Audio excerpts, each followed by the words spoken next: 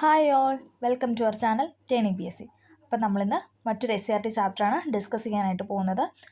5ാം ക്ലാസ്സിലെ സോഷ്യൽ സയൻസിലെ തുല്യതയിലേക്ക് എന്ന ചാപ്റ്ററാണ് നമ്മൾ ഇന്നിപ്പം പഠിക്കാനായിട്ട് പോകുന്നത്. ഓക്കെ, 5ാം ക്ലാസ്സിലെ സോഷ്യൽ സയൻസിലെ തുല്യതയിലേക്ക് എന്ന ചാപ്റ്റർ ഇത് ഇമ്പോർട്ടൻ്റ് ആയ ചാപ്റ്ററാണ്. കാരണം ഇതിനകത്ത് കുറച്ച് അധികം പോയിൻറ്റ്സ് ഉണ്ട്. അതായത് പദ്ധതികളെ പറ്റിയും, അതായത് ഇപ്പോൾ ഉള്ള നിലവിലുള്ള പദ്ധതികൾ, പുതിയ പദ്ധതികളെ പറ്റിയൊക്കെ നമ്മൾ ഡിസ്കസ് ചെയ്യുന്നുണ്ട്. അതുകൊണ്ട് വീഡിയോ ഫുള്ളായിട്ട് കാണാനായിട്ട് ശ്രമിക്കും. ചാപ്റ്റർ തീരാകുമ്പോൾ ഒരുപാട് പോയിൻറ്റ്സ് ഉണ്ട്. അതേസമയം പിന്നെ സമയപരിഷ്കർത്ത 2-3 പേരെ കുറിച്ചൊക്കെ നമ്മൾ ഈ ചാപ്റ്ററിൽ പഠിക്കുന്നുണ്ട്. 5ാം ക്ലാസ്സിലായതുകൊണ്ട് തന്നെ ഡീറ്റെയിൽ ആയിട്ടൊന്നുമില്ല, പക്ഷേ നമുക്ക് പ്രിലിംസൊക്കെ കിട്ടാൻ പാകത്തിന് ആ ഒരു റേഞ്ച് 10th ലെവൽ +2 ലെവൽ റേഞ്ചുള്ള ക്വസ്റ്റ്യൻസ് ഒക്കെ ഉള്ളൊരു ചാപ്റ്ററാണ്. അപ്പോൾ നമുക്ക് സ്റ്റാർട്ട് ചെയ്യാം. ചാപ്റ്ററിൻ്റെ പേരാണ് തുല്യതയിലേക്ക്. ഓക്കെ, ഇവിടെ ആദ്യം ഒരു കോൺവെർസേഷൻ കൊടുത്തിട്ടുണ്ട്. അപ്പം നമുക്ക് ജസ്റ്റ് ഒന്ന് നോക്കാം. അപ്പോൾ നമുക്ക് ഈ ചാപ്റ്റർ എന്താണെന്നൊക്കെ ഒരു ഐഡിയ കിട്ടും. മുത്തച്ഛ, എന്തുകൊണ്ടാണ് ഓരോരുത്തരുടെ കയ്യിൽ വ്യത്യസ്ത നിറത്തിലുള്ള കാർഡുകൾ? അപ്പോൾ ഒരു കുട്ടി ചോദിക്കുകയാണ്, എന്താണ് മുത്തച്ഛ ഓരോരുത്തരുടെ കയ്യിലും പല നിറത്തിലുള്ള കാർഡ് അല്ലേ? എന്താണ് നമ്മൾ റേഷൻ കട എന്നൊക്കെ പറയുന്ന പൊതുവിതരണ കേന്ദ്രമാണ് അല്ലേ? അതിന് മുന്നിൽ നിന്ന് കുട്ടി മുത്തച്ഛനോട് ചോദിക്കുന്നൊരു കാര്യമാണ്. അപ്പോൾ മുത്തച്ഛൻ പറയുകയാണ്, ഓരോ കുടുംബത്തിൻ്റെയും വരുമാനം വ്യത്യസ്തമായതുകൊണ്ടാണ് വ്യത്യസ്ത നിറത്തിലുള്ള കാർഡുകൾ. അപ്പോൾ നമുക്ക് മനസ്സിലായില്ല, വ്യത്യസ്ത വരുമാനത്തിലുള്ളവരുടെ അടിസ്ഥാനത്തിലാണ് എന്തെന്ന് പറയുന്നത് ഓരോ കളർ കാർഡുകൾ അല്ലേ? ഓക്കെ, ഓരോ കുടുംബത്തിൻ്റെയും വരുമാനം വ്യത്യസ്തമായിരിക്കുന്നത് എന്തുകൊണ്ടാണ്? അതിന് നിരവധി കാരണങ്ങളുണ്ട്. അപ്പോൾ നമ്മൾ അതൊക്കെയാണ് ഈ ചാപ്റ്ററിൽ പഠിക്കാനായിട്ട് പോകുന്നത്. നമുക്ക് നോക്കാം. നമ്മളിനി ഫസ്റ്റ് പറയുന്നത് കുറച്ച് കാര്യങ്ങളൊക്കെ കൊടുത്തിട്ടുണ്ടാകുന്നത് നമുക്ക് വേണ്ട, നമ്മൾ സ്കിപ്പ് ചെയ്ത ആവശ്യമുള്ള പോയിൻറ്റ്സാണ് പറയുന്നത്. കുടുംബ വരുമാന വ്യത്യാസത്തിൻ്റെ കാരണങ്ങളാണ് ആദ്യം പറഞ്ഞിരിക്കുന്നത്. തൊഴിലിൽ നിന്നുള്ള വരുമാനത്തിന് വ്യത്യാസം നമുക്കറിയാമല്ലേ. എല്ലാ കുടുംബത്തിനും ഒരുപോലെയാണ് വരുമാനം അല്ല അല്ലേ? അവർ ചെയ്യുന്ന ജോലിക്കനുസരിച്ചാണ് അല്ലേ ഓരോ കുടുംബത്തെയും വ്യത്യസ്ത തരത്തിലുള്ള വരുമാനമാണ്. അപ്പോൾ തൊഴിലിൽ നിന്നുള്ള വരുമാനത്തിൻ്റെ വ്യത്യാസമാണ് എന്തെന്ന് പറഞ്ഞാൽ കുടുംബ വരുമാന വ്യത്യാസത്തിൻ്റെ കാരണങ്ങൾ. അതോടൊപ്പം എന്താണ്, വരുമാന സ്രോതസ്സുകളുടെ വ്യത്യാസമുണ്ട് അല്ലേ? ഓരോ വരുമാനത്തിൻ്റെ സ്രോതസ്സിൻ്റെ വ്യത്യാസത്തിനനുസരിച്ച് എന്താണ് കുടുംബ വരുമാന വ്യത്യാസത്തിന് കാരണങ്ങളാണ്. ഓക്കെ, നമുക്ക് നോക്കാം. ഇതിവിടെ ഒരു പിക്ചർ വന്നിട്ടുണ്ട്. നമുക്ക് പെട്ടെന്ന് മനസ്സിലാൻ വേണ്ടിയിട്ട് കുട്ടികൾക്ക് 5ാം ക്ലാസ് ആയതുകൊണ്ട് തന്നെ പെട്ടെന്ന് മനസ്സിലാൻ വേണ്ടിയിട്ട് ഒരു പിക്ചർ വന്നിട്ടുണ്ട്. ഒരു അധ്യാപകരുടെ തന്നിട്ടുണ്ട്, പിന്നെ ചുമട്ട് തൊഴിലാളികളുടെ തന്നിട്ടുണ്ട്, പിന്നെ കൃഷി ചെയ്യുന്നുണ്ട് അല്ലേ? അപ്പോൾ ഇവരുടെയൊക്കെ വരുമാനം എന്താണ് വ്യത്യസ്തമാണ് അല്ല? എല്ലാവർക്കും ഒരുപോലെയാണോ? ഒരിക്കലും അല്ല അല്ലേ? ഓരോ ജോലിക്കും അതിൻ്റേതായ വരുമാനമുണ്ട് അല്ലേ? ഓക്കെ, വരുമാന സ്രോതസ്സുകളുടെ വ്യത്യാസം.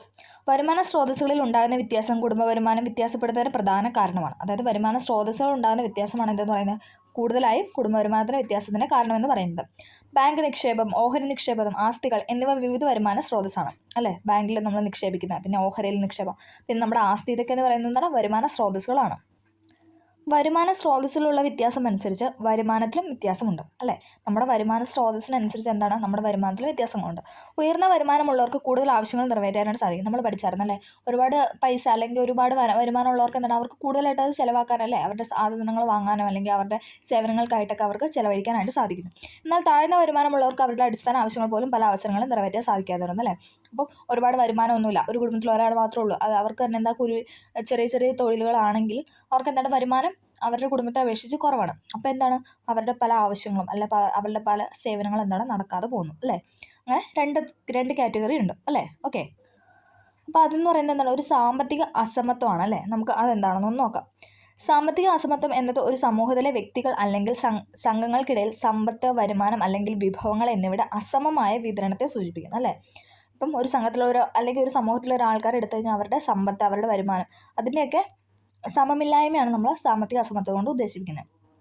സാമ്പത്തിക അസമത്വം എന്നത് ഒരു സമൂഹത്തിലെ വ്യക്തികൾ അല്ലെങ്കിൽ സംഘങ്ങൾക്കിടയിൽ സമ്പത്ത്, വരുമാനം അല്ലെങ്കിൽ വിഭവങ്ങൾ എന്നിവയുടെ അസമമായ വിതരണത്തെയാണ് സൂചിപ്പിക്കുന്നത്. ഇത് പലപ്പോഴും അവസരങ്ങൾ, വിദ്യാഭ്യാസം, തൊഴിൽ, ആരോഗ്യ സംരക്ഷണം, രാഷ്ട്രീയ അധികാരം എന്നിവയിലേക്കുള്ള പ്രാപ്യതയിലെ അസമത്വത്തിലേക്ക് നയിക്കുന്നു. അപ്പോൾ ഇതുമൂലം എന്താണ് നമുക്ക് വിദ്യാഭ്യാസം നേടാനായിട്ട് നടക്കില്ല. അതോടൊപ്പം തൊഴിലില്ലാതെ വരുന്നു, പിന്നെ നമ്മുടെ ആരോഗ്യത്തെ നമുക്ക് സംരക്ഷിക്കാൻ പറ്റാത്ത അവസ്ഥ, രാഷ്ട്രീയ അധികാരം, ഇങ്ങനെയുള്ള അവസരങ്ങൾ നഷ്ടപ്പെടുന്നു. അങ്ങനെയുള്ള പല കാര്യങ്ങളും എന്താണ് സാമ്പത്തിക അസമത്വത്തിലൂടെ സംഭവിക്കുന്നു. ഓക്കെ, വിഭവങ്ങളുടെയും അവസരങ്ങളുടെയും കൂടുതൽ തുല്യമായ വിതരണം ലക്ഷ്യമിട്ടുള്ള വിവിധ നയങ്ങളിലൂടെയും സംരംഭങ്ങളിലൂടെയും സാമ്പത്തിക അസമത്വം പരിഹരിക്കാനായിട്ട് സാധിക്കുന്നു. അതായത് ഇപ്പം നമ്മുടെ ഗവൺമെൻറ്റൊക്കെ എന്താണ് അങ്ങനെ ആ ഒരു അസമത്വം ഇല്ലാതെ സമത്വത്തിലേക്കിട്ട് കൊണ്ടുവരാനായിട്ട് എന്താണ് കൂടുതൽ അല്ലേ? ഇപ്പം ഒരുപാട് വരുമാനം ഇല്ലാത്തവരെ സഹായിക്കാനായിട്ട് ഒരുപാട് കാര്യങ്ങൾ വരുന്നു അല്ലേ? അങ്ങനെ എല്ലാവരെയും സമത്വത്തിലേക്ക് കൊണ്ടുവരാനായിട്ട് നമ്മുടെ സർക്കാർ ശ്രമിച്ചുകൊണ്ടിരിക്കുകയാണ് അല്ലേ? നമുക്കറിയാം അല്ലേ? ഓക്കെ, അപ്പോൾ നമ്മൾ അസമത്വത്തിനെ കുറിച്ചാണ് പറഞ്ഞത്. അപ്പോൾ അതെ, 2 സാമൂഹ്യ പരിഷ്കർത്താക്കളുടെ കാര്യങ്ങളൊക്കെ ഇവിടെ കൊടുത്തിട്ടുണ്ട്. നമുക്ക് നോക്കാം. ജീവൻ നിലനിർത്തുന്നതിന് അനിവാര്യമായ ആഹാരം കഴിക്കുന്ന കാര്യത്തിൽ നിലനിന്നിരുന്ന വിവേചനം അവസാനിപ്പിക്കുന്നതിന് വേണ്ടിയുള്ള നിരവധി സമരങ്ങൾ 19ാം നൂറ്റാണ്ടിൻ്റെ ആരംഭം മുതൽ കേരളത്തിൽ നടക്കുന്നുണ്ടായിരുന്നു. നമുക്കറിയാം അല്ലേ? 1800 ആ ഒരു സമയത്ത് എന്നൊക്കെ പറഞ്ഞാൽ എന്താണ് ആഹാരം കഴിക്കുന്ന കാര്യത്തിൽ നിലനിന്നിട്ട് വിവേചനം അല്ലേ, പിന്നെ ആഹാരമൊന്നും അല്ലേ, നല്ല നല്ല ഫുഡൊന്നും കഴിക്കാൻ പറ്റാതെ അല്ലേ, ഒന്നുമില്ലാതെ പിന്നെ വെള്ളം കുടിച്ച് ജീവിക്കുക, അങ്ങനെ വെള്ളം പോലും ഇല്ലാത്ത അവസ്ഥ അല്ലേ, അങ്ങനെ പല കാര്യങ്ങളും നമ്മൾ നേരിട്ടിട്ടുണ്ടായിരുന്നു. ഓക്കെ, അതൊക്കെ മാറ്റി എന്താ 19-ാം നൂറ്റാണ്ട് മുതൽ അതിനൊക്കെ നമ്മൾ എതിരെ പ്രക്ഷോഭങ്ങൾ ആരംഭിക്കാനായിട്ട് തുടങ്ങി, നമുക്കറിയാം അല്ലേ. അയ്യ വൈകുണ്ഠ സ്വാമികൾ സ്ഥാപിച്ച സമത്വ സമാജത്തിൻ്റെ നേതൃത്വം നടന്ന സമപന്തി ഭോജൻ, PY ആണ്. 3 പോയിന്റ് ഉണ്ട്. അയ്യ വൈകുണ്ഠ സ്വാമികളുടെ ആണ് ഇതെന്ന് പറയുന്നത് സമത്വ സമാജം സ്ഥാപിച്ചത്. പിന്നെ എന്താണ്, സമപന്തി ഭോജനവും അദ്ദേഹത്തിൻ്റെ നേതൃത്വത്തിലാണ്. അപ്പോൾ പഠിക്കണം, അയ്യ വൈകുണ്ഠ സ്വാമികൾ സ്ഥാപിച്ച സമത്വ സമാജത്തിൻ്റെ നേതൃത്വത്തിലാണ് എന്തെന്ന് പറയുക സമപന്തി ഭോജനം മുതൽ ഒരുപാട് കാര്യങ്ങൾ നടന്നിട്ടുണ്ട്.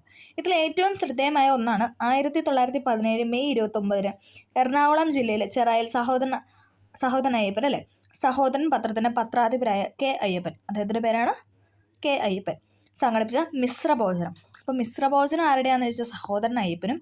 സമപന്തി ഭോജനം, അതായത് എല്ലാവർക്കും സമന്മാരാണ്, ആ ഒരു ഇതാണ് ഉദ്ദേശിച്ചത്. ഓക്കെ, സമപന്തി ഭോജനം എന്ന് പറയുന്നത് അയ്യ വൈകുണ്ഠ സ്വാമി. മിശ്രഭോജനം ഉദ്ദേശിക്കുന്നത് അത് തന്നെയാണ്, അതായത് എല്ലാ കാറ്റഗറിയിൽ പെട്ടവരും കഴിക്കാം, ആ ഒരു ഫുഡ് കഴിക്കണം എന്നുള്ള ഒരു ഇതിൽ വന്നതാണ് സഹോദരൻ അയ്യപ്പൻ്റെ എന്താണ് മിശ്രഭോജനം. 2 പോയിന്റ് അല്ലേ, സമപന്തി ഭോജനം അയ്യ വൈകുണ്ഠ സ്വാമികൾ. അതേപോലെ തന്നെ സമത്വ സമാജം ആരാണ്, അയ്യ വൈകുണ്ഠ സ്വാമികൾ. 3-ാമത്തെ പോയിന്റാണ് എന്ന് പറയും സഹോദരൻ അയ്യപ്പൻ്റെ മിശ്രഭോജനം. അത് എവിടെയായിരുന്നു എന്ന് ചോദിച്ചിട്ടുണ്ടേ, വർഷവും ചോദിച്ചിട്ടുണ്ട്. 1917 മെയ് 29 എറണാകുളം ജില്ലയിലെ ചെറായിൽ സഹോദരൻ അദ്ദേഹത്തിൻ്റെ പത്രമായിരുന്നു എന്ന് പറഞ്ഞാൽ സഹോദരൻ എന്ന പത്രം. സഹോദരൻ പത്രത്തിൻ്റെ പത്രാധിപരായിരുന്നു K. അയ്യപ്പനാണ് സഹോദരൻ അയ്യപ്പൻ. ഓക്കെ, സംഘടിപ്പിച്ച മിശ്രഭോജനം. ഓക്കെ, ക്ലിയർ ആയത് പ്രതീക്ഷിക്കുന്നു. സമപന്തി ഭോജനം അയ്യ വൈകുണ്ഠ സ്വാമികൾ, സമത്വ സമാജം സ്ഥാപിച്ച അയ്യ വൈകുണ്ഠ സ്വാമികൾ. മിശ്രഭോജനം ആരുടെയാണെന്ന് വെച്ചാൽ സഹോദരൻ അയ്യപ്പൻ. ഓക്കെ, ക്ലിയർ ആയി അല്ലേ. ഓക്കെ, ഇത് കാരണം അദ്ദേഹത്തിന് കൊടിയ മർദ്ദനവും ഭീഷണിയും നേരിടേണ്ടി വന്നു. അപ്പം ഇങ്ങനെ മിശ്രഭോജനം നടത്തിയെ തുടർന്ന് എന്താണ് അദ്ദേഹത്തിന് ഒരുപാട് അല്ലേ മർദ്ദനവും പിന്നെ എന്നാൽ ഭീഷണിയൊക്കെ നേരിടേണ്ടതായിട്ട് വന്നു. വിവേചനത്തിനെതിരായ സമരത്തിലെ ഒരു നിർണായക സംഭവമായിരുന്നു ഇതെന്ന് പറയുന്നത് ഈ മിശ്രഭോജനം എന്ന് പറയുന്നത്. ഓക്കെ, അപ്പം നമ്മൾ മിശ്രഭോജനം പറഞ്ഞു, സമപന്തി ഭോജനം പറഞ്ഞു. ക്ലിയർ ആയെന്ന് പ്രതീക്ഷിക്കുന്നു. ഓക്കെ, വർഷം പഠിക്കണേ. 1917 മെയ് 29 എറണാകുളം ജില്ല ചോദിച്ചിട്ടുണ്ട്, ജില്ലയും ചോദിച്ചിട്ടുണ്ട്, ചെറായി എന്നുള്ള സ്ഥലവും ചോദിച്ചിട്ടുണ്ട്. എറണാകുളം ജില്ലയിലെ ചെറായിലായിരുന്നു സഹോദരൻ അയ്യപ്പൻ എന്താണ് മിശ്രഭോജനം സംഘടിപ്പിച്ചത്. ഓക്കെ, ഇനി നമ്മൾ പറയാനായിട്ട് പോകുന്ന അടുത്തൊരു സമരമാണ് മേൽമുണ്ട് സമരം. നമുക്ക് നോക്കാം. വസ്ത്രധാരണാവകാശത്തിന് വേണ്ടി തെക്കൻ തിരുവിതാംകൂറിലെ സ്ത്രീകൾ 19-ാം നൂറ്റാണ്ടിൻ്റെ ആദ്യം മുതൽ നടത്തി വന്ന സമരമാണ് മേൽമുണ്ട് സമരം അല്ലേ. അവർക്ക് മേൽമുണ്ട് ധരിക്കാനുള്ളൊരു അവകാശം ഉണ്ടായിരുന്നില്ല, അപ്പോൾ അതിനെ തുടർന്നുണ്ടായ സമരമായിരുന്നു ഇതെന്ന് പറയുന്നത് മേൽമുണ്ട് സമരം. ഇതും ചോദിച്ചിട്ടുണ്ടേ. ദീർഘകാലത്തെ സമരത്തിന് ശേഷം ജാതിമത വ്യത്യാസമില്ലാതെ എല്ലാവർക്കും ഇഷ്ടപ്പെട്ട വസ്ത്രം ധരിക്കാനുള്ള അവകാശം നൽകിക്കൊണ്ട് തിരുവിതാംകൂർ സർക്കാർ വിളംബരം പ്രസിദ്ധപ്പെടുത്തി അല്ലേ. ശ്രീമൂലം തിരുനാളായിരുന്നു അത് പ്രസിദ്ധപ്പെടുത്തിയത് അല്ലേ, നമുക്കറിയാം. എങ്കിലും ജാത്യാചാരത്തിന് പേരിൽ പിന്നീടും ഇഷ്ടപ്പെട്ട വസ്ത്രം ധരിക്കാൻ പലർക്കും കഴിഞ്ഞിരുന്നില്ല. അപ്പം മേൽമുണ്ട് സമരമാണ് നമ്മൾ പറഞ്ഞത്. എന്തെന്ന് പറഞ്ഞാൽ സ്ത്രീകൾക്ക് മേൽമുണ്ട് ധരിക്കാനുള്ള സ്വാതന്ത്ര്യം ഇല്ലായിരുന്നു. അതിനുശേഷം എന്താണ് 19-ാം നൂറ്റാണ്ട് മുതൽ അതിൻ്റെ ആദ്യ കാലം മുതലാണ്, അതായത് 1800 ആ ഒരു ടൈം തൊട്ടാണ് എന്തെന്ന് പറയുന്നത് ഈ ഒരു സമരം കൂടുതൽ ആളുകളിലേക്ക് എത്തിയത്. ദീർഘകാലത്തെ സമരത്തിന് ശേഷം അല്ലേ, ഒരുപാട് വർഷം സമരം കിടന്നതിന് ശേഷമാണ് ജാതിമത വ്യത്യാസം അല്ലാതെ അതായത് ഏത് ജാതിയിൽപ്പെട്ടവർക്കും എന്താണ് മേൽവസ്ത്രം ധരിക്കാം എന്നുള്ള അവകാശം കൊണ്ട് തിരുവിതാംകൂർ സർക്കാർ വിളംബരം പ്രസിദ്ധപ്പെടുത്തിയത്. ഓക്കെ, അതാണ് മേൽമുണ്ട് സമരം. അടുത്താണ് അയ്യങ്കാളി പഞ്ചമി സ്മാരക വിദ്യാലയം. നമ്മളിത് പറഞ്ഞാണല്ലേ. ജാതിമത വ്യത്യാസമില്ലാതെ എല്ലാ വിഭാഗം വിദ്യാർത്ഥികൾക്കും 4-ാം ക്ലാസ് വരെയുള്ള വിദ്യാഭ്യാസം തിരുവിതാംകൂർ സർക്കാർ സൗജന്യമായി നൽകിയിരുന്നു. എന്നിട്ട് മേൽജാതിക്കാർ എന്ന് കരുതപ്പെട്ടിരുന്ന വിഭാഗത്തിലെ സ്കൂൾ അധികൃതർ കീഴ്ജാതിക്കാർ എന്ന് കരുതപ്പെട്ടിരുന്ന വിഭാഗത്തിലെ കുട്ടികൾക്ക് പ്രവേശനം നൽകിയിരുന്നില്ല. ഇതിൽ പ്രതിഷേധിച്ചാണ് സർക്കാർ ഉത്തരവ് നടപ്പിലാക്കുന്ന ആവശ്യപ്പെട്ടുകൊണ്ട് പഞ്ചമ എന്ന പേരുള്ള ദളിത് ബാലികയുടെ കൈപിടിച്ച് ഊരുട്ടമല സ്കൂളിൽ ചെന്ന് പ്രവേശനം നൽകാൻ അയ്യങ്കാളി ആവശ്യപ്പെട്ടു. പഞ്ചമയ്ക്ക് പ്രവേശനം നൽകാൻ അധികാരികൾ നിർബന്ധിതരായെങ്കിലും അന്ന് രാത്രി തന്നെ മേൽജാതിക്കാർ സ്കൂളിനെ തീയിട്ടു. കത്തിക്കറിഞ്ഞ ബെഞ്ചിൻ്റെയും മറ്റു ഉപകരണങ്ങളുടെയും അവശേഷിപ്പുകൾ സ്കൂൾ മ്യൂസിയത്തിൽ സൂക്ഷിച്ചിട്ടുണ്ട്. ആ സ്കൂളിനാണ് അയ്യങ്കാളി പഞ്ചമി സ്മാരക സ്കൂളെന്ന് പേരിട്ടിരിക്കുന്നത്. നമ്മളിത് കഴിഞ്ഞ ക്ലാസ്സിൽ പറഞ്ഞായിരുന്നല്ലേ. അപ്പോൾ ഇവിടെ പറഞ്ഞേക്കുന്നത് എന്താണ്, പഞ്ചമി എന്ന കുട്ടിക്ക് അതായത് ദളിത് എന്ന ബാലിക ആയതുകൊണ്ട് തന്നെ അവിടെ സ്കൂളിൽ പ്രവേശനമൊന്നും അനുവദിച്ചില്ല. അപ്പോൾ എന്താണ് അയ്യങ്കാളി അല്ലേ, അദ്ദേഹം നേരിട്ട് ചെന്ന് അദ്ദേഹം പഞ്ചമിയായിട്ട് സ്കൂളിലോട്ട് ചെന്നു. അങ്ങനെ ആ ഒരു സ്കൂളിന് എന്താണ് മേൽജാതിക്കാരെ തീയിട്ട് നശിപ്പിക്കുകയാണ് ഉണ്ടായിരുന്നത്. ആ സ്കൂളിന് അയ്യങ്കാളി പഞ്ചമി അല്ലേ, അവരുടെ രണ്ടുപേരുടെയും പേര് ചേർത്ത് ഊരുട്ടമല സ്കൂളിന് എന്താണ് പേര്, ഊരുട്ടമല ലഹള എന്നും അത് അറിയപ്പെടുന്നുണ്ട് കേട്ടോ. അതിനെ ആ സ്കൂളിന് അയ്യങ്കാളി പഞ്ചമി സ്മാരക സ്കൂളെന്ന് പേരിട്ടിരിക്കുന്നു അല്ലേ, നമ്മൾ കഴിഞ്ഞ ക്ലാസ്സിൽ പറഞ്ഞതാണ്. ഓക്കെ, അടുത്തത് സാമൂഹിക അസമത്വം. നമ്മൾ പറയാനായിട്ട് പോകുന്ന പോയിന്റാണ് സാമൂഹിക അസമത്വം. സാമൂഹിക അസമത്വം എന്നതൊരു സമൂഹത്തിനുള്ളിലെ വിഭവങ്ങൾ, അവസരങ്ങൾ, പദവികൾ എന്നിവയുടെ അസമമായ വിതരണത്തെ സൂചിപ്പിക്കും. നമ്മൾ പറഞ്ഞല്ലേ, വരുമാനത്തിലെ അസമത്വം, സമ്പത്തിലെ അസമത്വം, വിദ്യാഭ്യാസത്തിനും ആരോഗ്യ പരിപാലനത്തിനും അവസരമില്ലായ്മ, വംശം, ജാതി, ലിംഗപദവി എന്നിവ അടിസ്ഥാനമാക്കിയുള്ള വിവേചനം, രാഷ്ട്രീയ സാമൂഹിക സ്ഥാപനങ്ങളിൽ അസമമായ പ്രാതിനിധ്യം എന്നിങ്ങനെ വിവിധ രൂപങ്ങളിൽ സാമൂഹിക അസമത്വം പ്രകടമാകുന്നു. അല്ലെ, ഇതൊക്കെ നമ്മൾ പറഞ്ഞതാണ്. സാമൂഹിക അസമത്വത്തെ ഉന്മൂലനം ചെയ്യുന്നതിനായി സമൂഹത്തിലെ എല്ലാ അംഗങ്ങൾക്കും തുല്യത, നീതി, തുല്യ അവസരങ്ങൾ എന്നിവ ലക്ഷ്യമിട്ടുള്ള നയങ്ങൾ ഇപ്പോൾ സർക്കാർ രൂപീകരിച്ചു വരുന്നു. അല്ലേ, ഇതൊക്കെ നമുക്ക് അറിയാവുന്ന പോയിന്റ്സാണ്. ഓക്കെ, ഇത് നമ്മൾ ഇമ്പോർട്ടൻ്റ് ആയിട്ട് പറയാൻ പോകുന്ന കുറച്ച് പദ്ധതികളും കാര്യങ്ങളൊക്കെയാണ്. നമുക്ക് നോക്കാം. സാമൂഹിക സാമ്പത്തിക അസമത്വം പരിഹരിക്കുന്നതിനുള്ള സർക്കാർ ഇടപെടലുകൾ, അതാണ് നമ്മളിതിന് പറയാനായിട്ട് പോകുന്നത്. അസമത്വം നേരിടുന്ന ജനവിഭാഗങ്ങളുടെ ഉന്നമനത്തിന് വേണ്ടി സർക്കാർ വിവിധ പദ്ധതികൾ നടപ്പിലാക്കി വരുന്നുണ്ട്.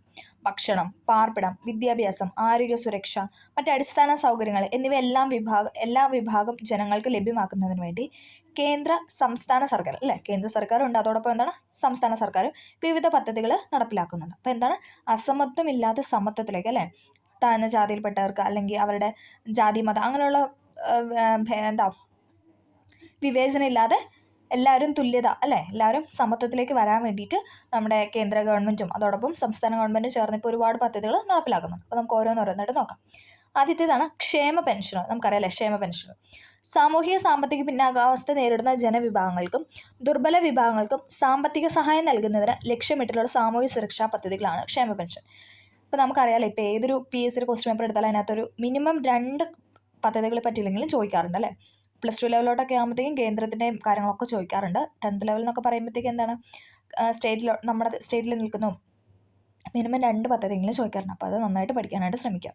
ക്ഷേമ പെൻഷൻ എന്ന് പറഞ്ഞാൽ എന്താണ്, സാമൂഹിക സാമ്പത്തിക പിന്നാക്കാവസ്ഥ നേരിടുന്ന ജനവിഭാഗങ്ങൾക്കും ദുർബല വിഭാഗങ്ങൾക്കും സാമ്പത്തിക സഹായം നൽകും. അല്ലേ, അതായത് സാമൂഹികത്തിൽ സാമ്പത്തികമായിട്ട് പിന്നാക്കം നിൽക്കുന്നവർക്കും പിന്നെന്താണ് ദുർബല, അല്ലേ, ജോലിയൊന്നും എടുക്കാൻ കഴിയുന്നില്ല അല്ലെങ്കിൽ ദുർബലരായവർക്കൊക്കെ എന്താണ് സാമ്പത്തിക സഹായം നൽകുന്നതിന് ലക്ഷ്യമിട്ടുള്ള പദ്ധതിയാണ് ക്ഷേമ പെൻഷനുകൾ. മുതിർന്ന പൗരർ, ഭിന്നശേഷിക്കാർ, വിധവകൾ, 50 വയസ്സിന് മുകളിലുള്ള അവിവാഹിതരായ സ്ത്രീകൾ, കർഷക തൊഴിലാളികൾ എന്നിവരാണ് ക്ഷേമ പെൻഷനിലെ പ്രധാന ഗുണഭോക്താക്കൾ. ചോദിച്ചിട്ടുണ്ട് ആരൊക്കെയാണ്, മുതിർന്ന പൗരന്മാരല്ലേ, പിന്നെന്താണ് ഭിന്നശേഷിക്കാർ, പിന്നെ വിധവകൾ, പിന്നെ 50 വയസ്സിന് മുകളിലുള്ള അവിവാഹിതരായ സ്ത്രീകൾ, അല്ലേ, വിവാഹം കഴിക്കാത്ത 50 വയസ്സിന് മുകളിലുള്ള സ്ത്രീകൾ, പിന്നെ കർഷക തൊഴിലാളികളൊക്കെയാണ് എന്ന് പറയുന്നത് ക്ഷേമ പെൻഷൻ അർഹരായിട്ടുള്ളത്. സർക്കാർ നടപ്പിലാക്കുന്ന വിവിധ ക്ഷേമ പെൻഷനുകൾ എന്തൊക്കെയാണ്, കർഷക തൊഴിലാളി പെൻഷൻ, വാർദ്ധക്യകാല പെൻഷൻ, ഇതൊക്കെ നമുക്കറിയാം. അല്ലേ, കർഷക തൊഴിലാളി പെൻഷൻ, വാർദ്ധക്യകാല പെൻഷനൊക്കെ എന്ന് പറയുന്നത് ക്ഷേമ പെൻഷനുകളാണ്. ഓക്കെ, അടുത്ത സ്കോളർഷിപ്പുകളാണ് നോക്കുന്നത്. വിദ്യാഭ്യാസ ആവശ്യത്തിന് വിദ്യാർത്ഥികൾക്ക് നിരവധി സ്കോളർഷിപ്പുകൾ ഏർപ്പെടുത്തിയിട്ടുണ്ട്. നമുക്കറിയാം, അല്ലേ, നമ്മുടെ വിദ്യാഭ്യാസത്തിനായിട്ട് നമുക്ക് ഒരുപാട്, അല്ലേ, ഇപ്പോൾ സ്കോളർഷിപ്പിലൂടെ നമുക്ക് പഠിക്കാനുള്ള സൗകര്യങ്ങളൊക്കെ നമ്മുടെ സർക്കാർ ലഭ്യമാക്കി തരുന്നതാണ്. വിദ്യാർത്ഥികൾക്ക് ലഭിക്കുന്ന സ്കോളർഷിപ്പുകൾ ഏതൊക്കെയാണെന്ന് കണ്ടെത്താനാണ് പറഞ്ഞിരിക്കുന്നത്.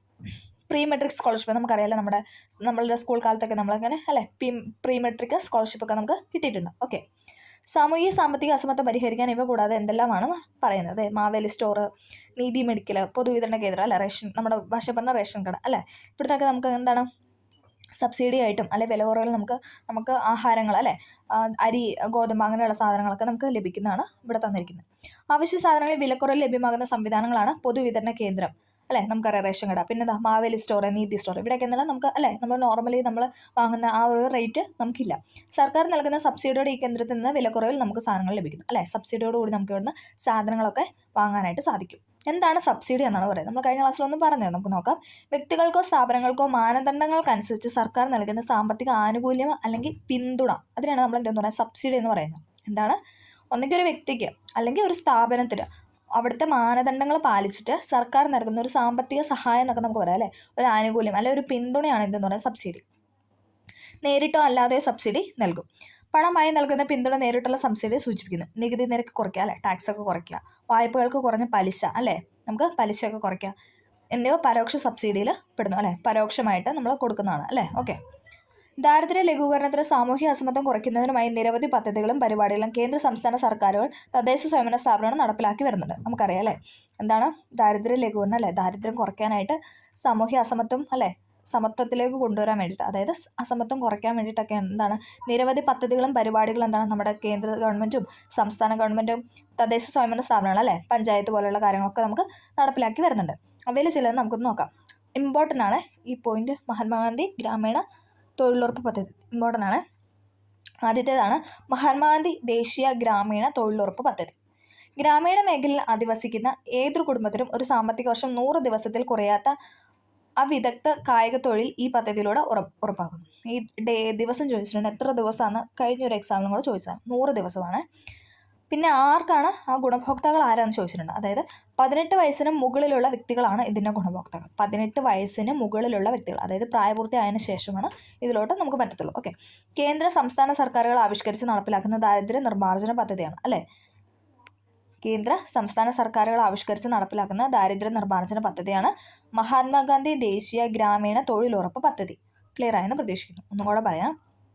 ഗ്രാമീണ മേഖലയിൽ അധിവസിക്കുന്ന ഏതൊരു കുടുംബത്തിനെയും ഒരു സാമ്പത്തിക വർഷം 100 ദിവസത്തിൽ കുറയാതെ ആ വിദഗ്ധ കായിക തൊഴിൽ ഈ പദ്ധതിയിലൂടെ ഉറപ്പാക്കുന്നു. 100 ദിവസമാണ്, 100 ദിവസം.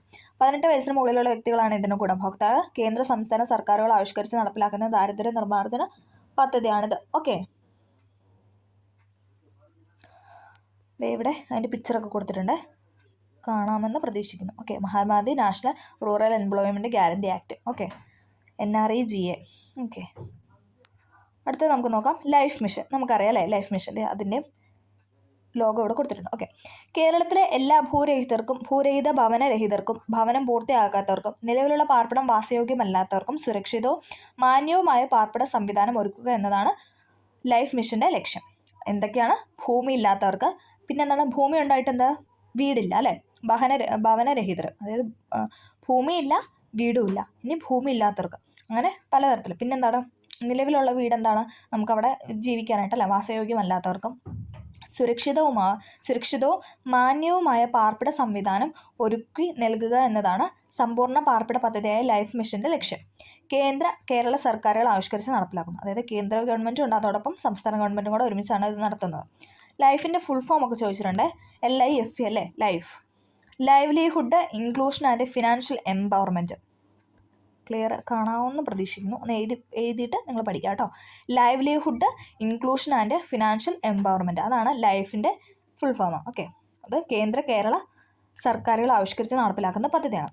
അടുത്താണ് തീരമൈത്രി. ഇമ്പോർട്ടൻ്റ് ആണ് തീരമൈത്രി. ഇപ്പം ഇങ്ങനെ റെയർ ആയിട്ടുള്ള പോയിന്റ്സ് ആണ് കൂടുതലും ചോദിച്ചു വരുന്നത് കേട്ടോ. ഓക്കെ. തീർന്ന് കേൾക്കുമ്പോൾ തന്നെ നമ്മൾ മത്സ്യത്തൊഴിലാളിനെ കണക്ട് ചെയ്യണം. മത്സ്യത്തൊഴിലാളി സമൂഹത്തിലെ കുടുംബങ്ങളിലെ വനിതകളെ സംരംഭകരാക്കി. എന്താണ് മത്സ്യത്തൊഴിലാളി സമൂഹം അവരുടെ കുടുംബത്തിലെ വനിതകളാണ് കേട്ടോ. വനിതകളെ സംരംഭകരാക്കി സമൂഹത്തിന് മുഖ്യധാരയിൽ എത്തിക്കുന്നതിനായി ചെറുകിട തൊഴിൽ സംരംഭങ്ങളുടെ വികസന പദ്ധതി കേരള സർക്കാർ നടപ്പിലാക്കി വരുന്നു.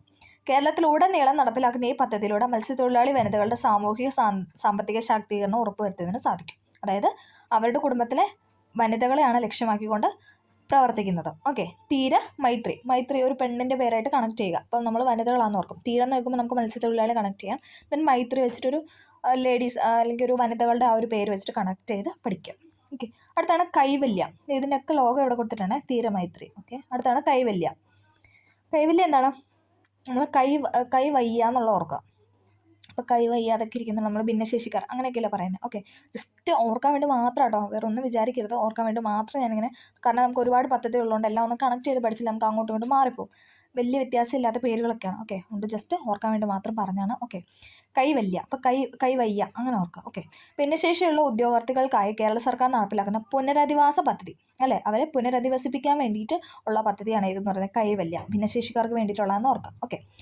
അവസര തുല്യത, സാമൂഹിക ഉൾച്ചേർക്കൽ എന്നിവയാണ് ഈ പദ്ധതിയുടെ ലക്ഷ്യം. അതായത് ഈ പദ്ധതി ലക്ഷ്യം വെക്കുന്ന എന്താണ്?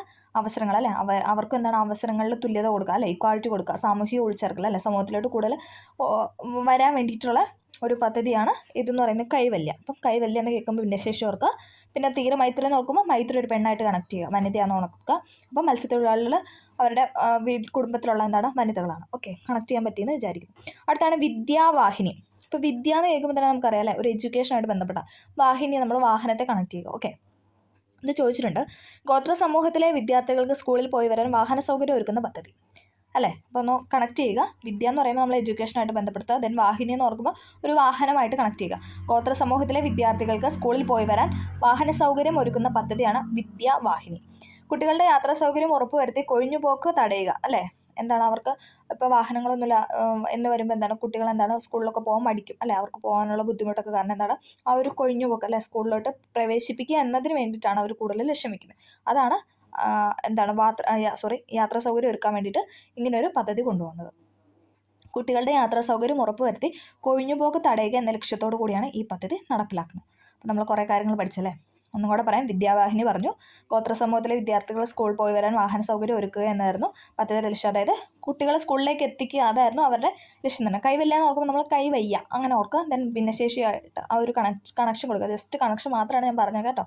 ആ ഒരു രീതിക്ക് മാത്രം എല്ലാവരും എടുക്കുക. ഓക്കെ. കൈവല്ല എന്ന് പറഞ്ഞാൽ ഭിന്നശേഷിയുള്ള വിദ്യാർത്ഥികൾക്ക് കേരള സർക്കാർ നടപ്പിലാക്കുന്ന അവരെ പുനരധിവസിപ്പിക്കാൻ വേണ്ടിയിട്ടുള്ളതാണ്. കാരണം അവർക്കും എന്താണ് നമ്മുടെ സമൂഹത്തിൽ ഒരേപോലെ തുല്യത അല്ലേ. നമ്മൾ പറഞ്ഞ നമ്മുടെ ചാപ്റ്റർ എന്താണ് സമത്വത്തിലേക്ക് കൊണ്ടുവരാൻ വേണ്ടിയിട്ടാണ് അല്ലേ. അപ്പം സമത്വമാണ് ഉദ്ദേശിക്കുന്നത്. ദെൻ നമ്മൾ പറഞ്ഞ തീരമൈത്രി, വനിതകളെ ഓർക്കാം. മത്സ്യത്തൊഴിലാളികളുടെ കുടുംബത്തിൽ വനിതകളെ ഓർക്കാം. ദെൻ ലൈഫ് മിഷൻ അല്ലേ, എല്ലാവർക്കും കുടുംബം. ലൈഫിൻ്റെ ഫുൾ ഫോം ഓർക്കുക, livelihood, inclusion and financial empowerment. Okay. അതിന് മുന്നേ നമ്മൾ പറഞ്ഞതായിരുന്നു മഹാത്മാഗാന്ധി ദേശീയ ഗ്രാമീണ തൊഴിലുറപ്പ് അല്ലേ. തൊഴിലുറപ്പ് നമുക്ക് പറയുന്നതല്ലേ, തൊഴിലുറപ്പിൽ പോവാം അല്ലേ. ഓക്കെ. 18 വയസ്സിന് മുതിർന്ന വ്യക്തികളാണ് ഇതിൻ്റെ ഗുണഭോക്താക്കൾ എന്ന് പറയുന്നത്. പിന്നെ എന്താണ്, 100 ദിവസമാണ് അല്ലേ. ഒരു സാമ്പത്തിക വർഷത്തിൽ 100 ദിവസത്തിൽ കുറയാത്ത അവിദഗ്ധ കായിക തൊഴിലാണ് ഈ പദ്ധതിയിലൂടെ ഉറപ്പാക്കുന്നത്. ഓക്കെ. നമ്മൾ ഇത്രയും കാര്യങ്ങളാണ് ഇതിൽ പറഞ്ഞത്. ഓക്കെ. എല്ലാവർക്കും ക്ലിയർ ആയെന്ന് പ്രതീക്ഷിക്കുന്നു. ഭൂമിശാസ്ത്രപരവും ചരിത്രപരവും വിദ്യാഭ്യാസപരവും സാമ്പത്തികവുമായ ഘടകങ്ങൾ സാമൂഹ്യ അസമത്വത്തിന് കാരണമാകുന്നത് എങ്ങനെയാണെന്ന് നമ്മൾ പഠിച്ചത് അല്ലേ. ഓരോ കാര്യങ്ങളാണ് നമ്മൾ പറഞ്ഞത്. ഇത്തരം അസമത്വങ്ങൾ സാമൂഹിക പുരോഗതിക്ക് തടസ്സം സൃഷ്ടിക്കുന്നു അല്ലേ. ഈ അസമത്വം എന്ന് പറയുമ്പോൾ തന്നെ എന്താണ്, അവിടെ ഒരു തടസ്സമുണ്ടല്ലേ അല്ലേ. തടസ്സമുണ്ട്. അതൊക്കെ മാറിയിട്ട് സമത്വത്തിലേക്ക് വരണം, അതാണ് ലക്ഷ്യം. ഭരണഘടന പൗരർക്ക് ഉറപ്പ് നൽകുന്ന തുല്യതയിലേക്ക് എല്ലാ മനുഷ്യരെയും എത്തിക്കുന്നതിനും സാമൂഹിക പുരോഗതി സാധ്യമാക്കുന്നതിനും കേന്ദ്ര സംസ്ഥാന സർക്കാരുകൾ വിവിധ പദ്ധതികൾ ആവിഷ്കരിച്ച് നടപ്പിലാക്കുന്നു. അടിസ്ഥാന ആവശ്യങ്ങൾ നിറവേറ്റാനും സ്വതന്ത്രരായി ജീവിക്കാനുള്ള അവസരം എല്ലാ മനുഷ്യർക്കും ഉണ്ടാകണം. എല്ലാ മനുഷ്യരും തുല്യരാണെന്ന വസ്തുത തിരിച്ചറിഞ്ഞ് അസമത്വം നേരിടുന്ന ജനവിഭാഗങ്ങളെ ചേർത്ത് നിർത്തേണ്ട ആവശ്യകത ബോധ്യപ്പെട്ട് സമൂഹത്തിൽ നാം ഇടപെടേണ്ടതുണ്ട് അല്ലേ. അപ്പോൾ ഇങ്ങനെ ഇത്രയും കാര്യങ്ങൾ പറഞ്ഞു വെച്ചിട്ട് എന്താണ് ഈ ചാപ്റ്റർ കഴിഞ്ഞിട്ടുണ്ട്. അപ്പോൾ എല്ലാവർക്കും ക്ലിയർ ആയെന്ന് പ്രതീക്ഷിക്കുന്നു. നമ്മൾ കുറേ കാര്യങ്ങൾ പറഞ്ഞല്ലേ. മിശ്ര ഭോജനം പറഞ്ഞു, സമപന്തി ഭോജനം പറഞ്ഞു. then ഓരോ കാര്യങ്ങൾ ഓരോ പദ്ധതികളെ പറ്റിയൊക്കെയായിരുന്നു നമ്മൾ ഡിസ്കസ് ചെയ്തത്. എല്ലാം പഠിക്കേണ്ട പോയിൻറ്റ്സാണ്. കാരണം നിങ്ങൾക്കത് കാണുമ്പോൾ തന്നെ അറിയാം, പിവൈക്കായിട്ട് ചോദിച്ചിട്ടുള്ള പോയിൻറ്റ്സ് തന്നെയാണ് ഇതിൽ കൊടുത്തേക്കുന്നത്. അത് മാത്രമേ നമ്മൾ ഇതിനകത്ത് പറഞ്ഞിട്ടുള്ളൂ. വേറെ കുറേ കാര്യങ്ങൾ, കുറേ കോൺവെർസേഷനും കുട്ടികളുടെ കാര്യങ്ങളും അതൊന്നും നമ്മൾ ഇതിനകത്ത് ഡിസ്കസ് ചെയ്തിട്ടില്ല. കാരണം അതൊന്നും നമുക്ക് ആവശ്യമില്ല. ആവശ്യമുള്ള പോയിൻറ്റ്സ് മാത്രമാണ് പറഞ്ഞിട്ടുള്ളത്. അപ്പോൾ എല്ലാവർക്കും ക്ലിയർ ആയെന്ന് പ്രതീക്ഷിക്കുന്നു. ഇഷ്ടമായാലും തീർച്ചയായും ലൈക്ക് ചെയ്യുന്ന സപ്പോർട്ട് ചെയ്യുക. Okay, thank